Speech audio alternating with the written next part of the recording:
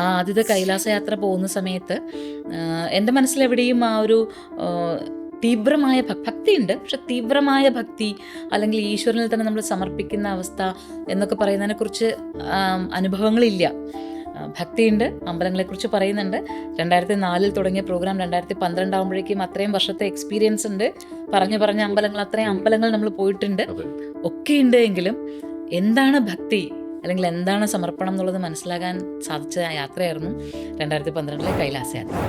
മാനസരസിൻ്റെ തീരത്തെത്തുന്നതിൻ്റെ തലേ ദിവസം വരെ, മാനസരസിൽ നമ്മൾ നാളെയാണ് എത്തുന്നതെങ്കിൽ അതിൻ്റെ തലേ ദിവസം രാത്രി വരെ അത് ഒരു മോചിത എന്ന് പറയുന്ന അവാർഡുകൾ വാങ്ങിയ അല്ലെങ്കിൽ ടെലിവിഷനിൽ വളരെ എല്ലാവരും ശ്രദ്ധിക്കുന്ന ഒരു മോർണിംഗ് ഷോ ചെയ്യുന്ന ഒരാൾ നടത്തിയ യാത്രയാണ്.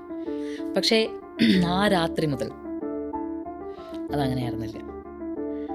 അത് മാറുന്നുണ്ടായിരുന്നു. അതായത് ആ വ്യക്തിയിൽ മാറ്റങ്ങൾ ഉണ്ടാകുന്നുണ്ടായിരുന്നു. ആ വ്യക്തി കണ്ണുകളടയ്ക്കുമ്പോഴൊക്കെ അപാരമായൊരു നീലിമ മുന്നിൽ കാണുക. മനസ്സരിച്ച് കണ്ടിട്ടില്ല, പക്ഷേ അപാരമായൊരു നീലിമ മുന്നിൽ കാണുക, അപാരമായതും അനന്തമായതുമായൊരു നീല ഹോണ്ട് ചെയ്യുക നമ്മളെ, വല്ലാതെ ഇങ്ങനെ വേട്ടയാടുന്ന പോലെ, അല്ലെങ്കിൽ നമ്മളെ ഉറങ്ങാൻ സമ്മതിക്കാത്തൊരു നീല നമുക്ക് ചുറ്റും.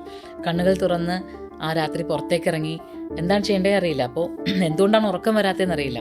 തണുപ്പുണ്ട് വല്ലാതെ. മഡ് ഹൗസിലാണ് നമ്മൾ താമസിക്കുന്നത്. നിലത്ത് ഇങ്ങനെ നിലം ഒക്കെ ഇങ്ങനെ മണ്ണിലാണെന്ന് കിടക്കുകയൊക്കെ. അപ്പോൾ ആ മണ്ണിലിങ്ങനെ കിടക്കുന്ന, അപ്പോൾ ആ തണുപ്പ് കൊണ്ടാണോ അങ്ങനെയൊക്കെ നമ്മൾ ആലോചിക്കുമല്ലോ പലതും. പുറത്തേക്കിറങ്ങുമ്പോൾ എല്ലാം നീല. പുറത്തേക്കിറങ്ങിക്കഴിയുമ്പോൾ ഞാൻ കാണുന്ന കാഴ്ച മുഴുവൻ നീല.